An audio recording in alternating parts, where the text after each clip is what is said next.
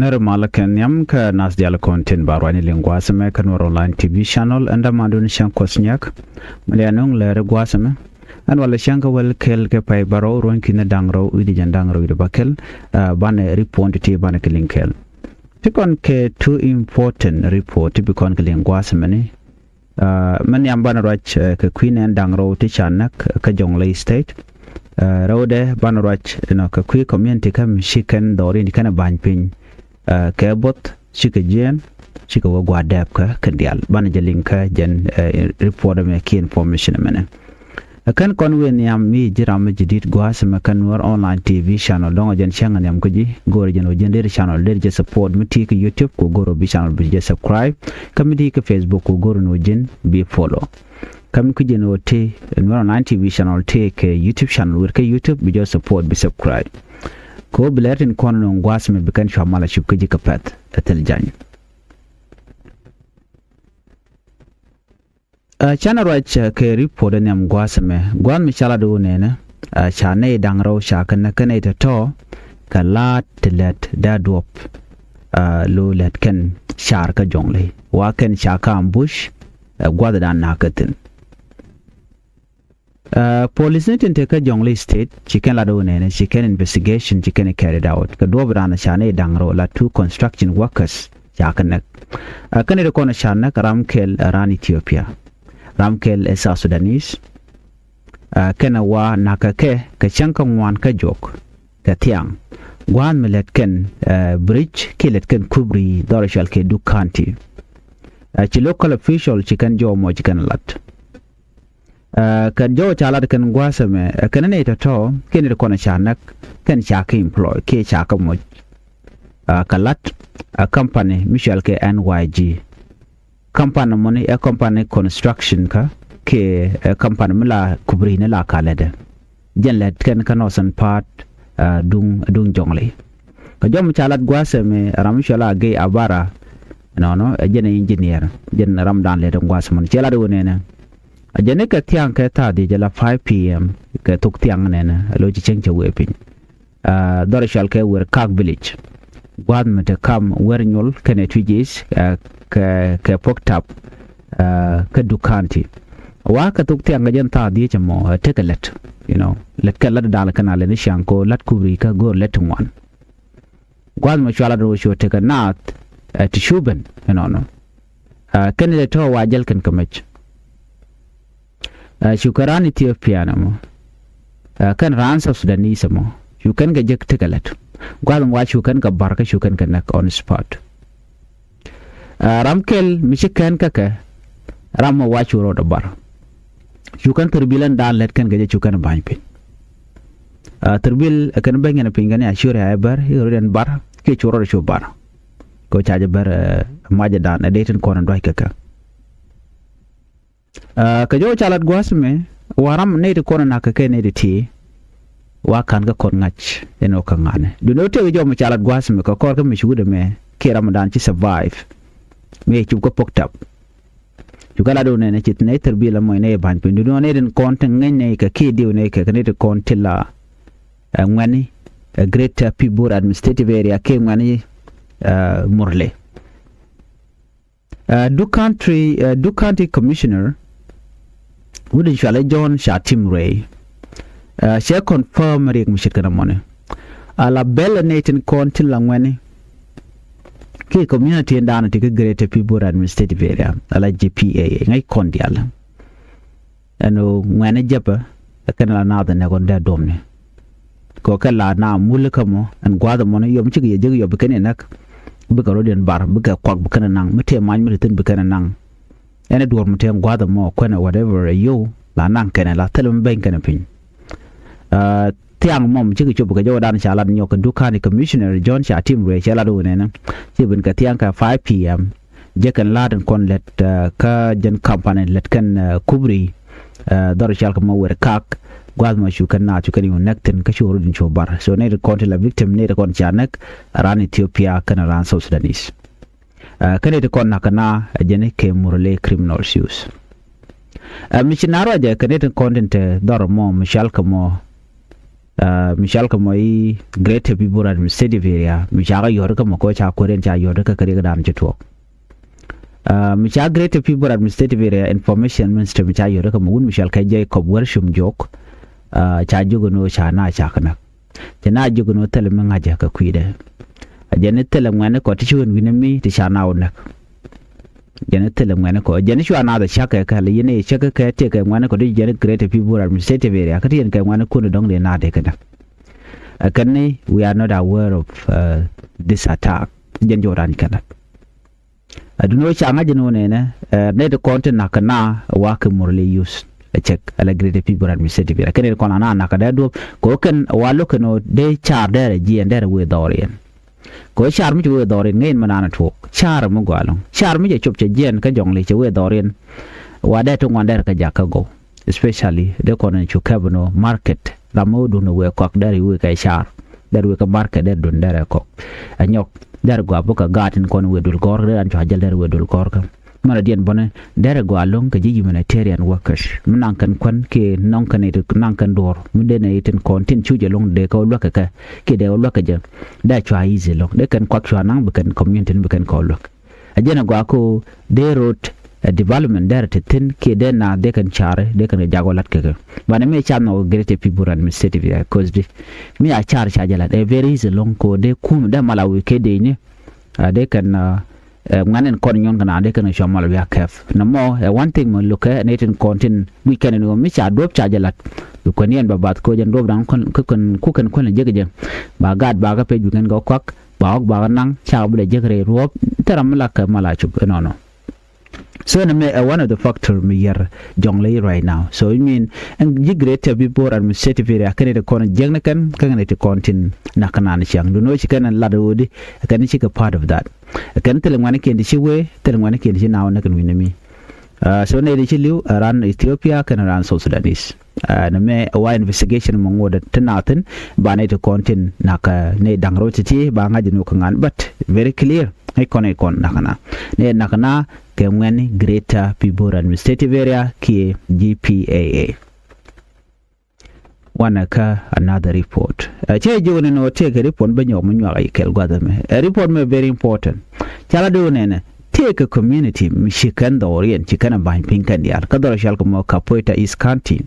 kan chika jien kan dial chika we gwada dana tet ka adapten jinedi al chika jien re we chika dor ken gana ban pin chicken farm chicken ban pin ka ken anything milatik dia chicken ban pin chika we gwadapa wan tama ka korpen ne titi wa ken chika chuje long ko telekon misham kana telekon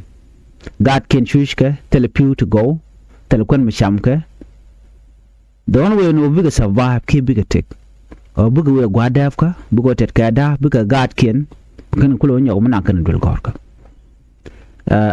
jeri po dan ban nyo gwadame ane te ka chala ka poita izoni ka poita is county ka ji kotoria wadur chere atedetin chin yal chedem ci bel ci ga pit bel te ko ne chaw no de ga pit ci ga wang ke ci ka rol alo tele kon mi jekana kan bel ko ne cha pit ci ga wang kan yal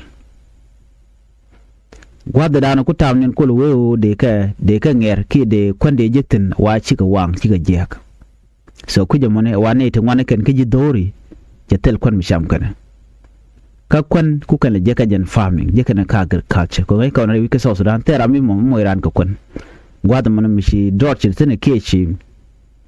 reacted tin chicken gujeno bika liu ko telekon mi cham kada an gwada mo chicken gujeno bika jen panken deken ka hok tiken kedit tiken ke man plan everything the normal rig janane ka kwak tin kon tikake chit kok tin kon tikake kidit der ke hok tele jwadi cham ken ka ko pin chekut ka tele nial so it's a very difficult ke ko bi bo ken bi survive de kan ta ho liuka ke ko mo je ka jwat ko mitel puto go to mat ke ken ka tele jwaj te je ken ke chimen chi anga jore din go pinte garat so tele mi check kan go je no ne ngono ba jen farming ba je ban pin por kan ba ban pin na gwa de ko the we didn't take a dabji dab dien cham kum sa Sudan kena kampan kon te kel ga herman ngayen di alano tawin ko ken rewi ka Sudan cham ke liet petroleum ka shuina kaka poeta gwazame ken chushken ke telmoka ke telko telenial ka janote ken ke kwan malagol jene di ala aruden sho war re wich tikanu ngwana bana we liu gwaza na dapteten bukon we winami bana otet ka dap no ajen jen kandiar lan cho kemrod ka gat ke wul community by the way ne di are wich bi jene kan ngandial bi ko we ko che telmu da dien me de ka la tele ka choice they don't have any choice no bi go gwada ka bi ko tet ka dap gwada jen ka tana wajen kan kere ya mishale lopwa gwad mananan but gwada mo gwa kugule wetin wajen gwada adapted mi shiga weyo shiga chupten but on the way there within ko de kan kulo let wa cha ko attack gwada dana wuka letten cha kwa ken to ko ntikeke cha ko nan cha tenete ngwana ko ken cha mu ka bo cha ne ka kaneri ana ko ntiketen chikan kula do ne ka chine jen ko lunge le ne te dora deno akwi ko tele kwen chine thong mi ko gorgo mne kwen mne ugor mne ujek bugat ko bu survive bugat bu tek bat chalo mang na ken wina mona ene te ko ken ken ne bottom nang ne ko chika ko chicken pit ka chi ko bo chicken tek ko tele ne al ka chane lok bo kum South Sudan right now they are calling government of South Sudan ko de kan lok kwen mchig we gold mining on so ko jendo e dan ku survived de je ko nintin we shakonling on ne tingwane di al chare ne le ka chare collect ndi al chig we ka company nitin continent gwa mining kana jogo no biya jen ko sen kwandi dan ku kan wala jektin kwala sham ne ko kenen te ka jupa so jikan ku jeno ngwana o kan titi michine bi survive chane bi mu ka duor den ngwana bi ka jen ka gold mining side ko dundien edab den kwala use ni kanere konte ka juba tene ngwana belken ga ka juba te la kwardit ko kana kwa ken cham ga ka wal gwad me shushken non ko yo mi chiranti ben gwad def ka an wana mo bu kula ben tet mi je teran gwadan bi kula onyo ko ka kampana mo bu kul te ka kon mi bi jakchen ke bi wechen ba kon ba kula ko buna kula miten so na me mutuo chigala do na mi communicate liu che weyo chala tigane ite moto makake chendana wana mo cha communicate liu cha ja dak door tana tiglo jok but chop diere wini kene nyok chig nyom luinge jok nyok again ko kennedy akana telane option do dien mo bine survive je ngweno ne we liu ka gold mining wala ne ya rup tana ke maikeneten then wa cha mentu ngwana ken cha chenga jek kap ko kapin guni tin konen tega bom ki tega lon ko ngai kon dial ko lat korodien so nam right now chineri kon de local leaders chikana goro bigate ka kuma self kem yadit ano ken de ka lok kan de content tega ka poita ko kan shi tek dien la difficult kan gor kan humanitarian assistant gor kan kon me de jaka okay here ka poita bana ngaje no man daka chi kor daka ne mbot ken rayat ko ci kuma ta jogda shari'a ne da konti la citizen ne talamu je ka kaka han kuma kasham kan goch go la je yan nan ka ba nan wi ne ta koken but big family begin ka live ka re bot talamu sham kana very difficult situation te gatana wal kuma tong mi ko thrive ki pida kala kan no regda telene regre which ka South Sudan while economic hardship wani jan kami we kamre ban roda ku increasing na roda ke re ban roda re which kana da kon shuje lonka gatin tiene tin kon kule survive ka kwishi manken ko shi manken milikan kala de ga de te ba na tele kala jogo na da no laden farming ka wal tele tools ne te cha provide tele kwaglat kon mi chala do yene kwa survive through agriculture badil take a tool to bano but take a potential generator tin kon kwa pi kwa alwairar ko ba mun mi chikut ba kula nyoka mo waikija ka ba ma turu ba kare leka ko ba ka ba ka wai ko na survive through that me tel nan yal then ba pin ba tet ba pi ba ko no but me tel can those equipment tin the people come back ke the community they will survive the tell away so ko community survive be find and kume but the reality be provide but now kula jogo no lada ya ba kula long ja but right now instead of they can community they can work and come load can tin corner to community especially and go and down ku kan wait and ku survive and la je kana yob kan nyo ko company ba ko ka yuri tot be company be go nang ping me dit bena ko le de ne ka alo they are just working ko le do ladda habdin kwa ku kan nyo ko mu ko kana ne tin kontila ji company ki bi company point de bene de to be jogo no tadaje bene ye pay chirkan ka workers ne kan local la ne kan so again situation and tin ne kon take tare wi ka so sudan no mon allo kuna survive through da chetene de right ne de shall ka civil society shall can eastern equatorial leaders kandial ano de kan rodian jech de ka right ka self care de ka right ka kum so sudan no ne de ti bi ka luwe kan shagal ko gwam ci gati we gwada fa communicate the whole village ci gen kan dia so kana yati chala do ne mi ko kana no don shaga loka kum so zana ka kwa protect at least ko moy ka denyi tibuka gang ko moy ne tibuka gang ko tigden ba kulo gwa banu wa pelike no what will happen ma bi ka liu lor bang no waji kan de liu ka boss ko ga liu tetene ne ko ken ko wa kwa ken ko ne cikin gi jigle lo match so na me amle roda de ndial te ka lian kamishira na mon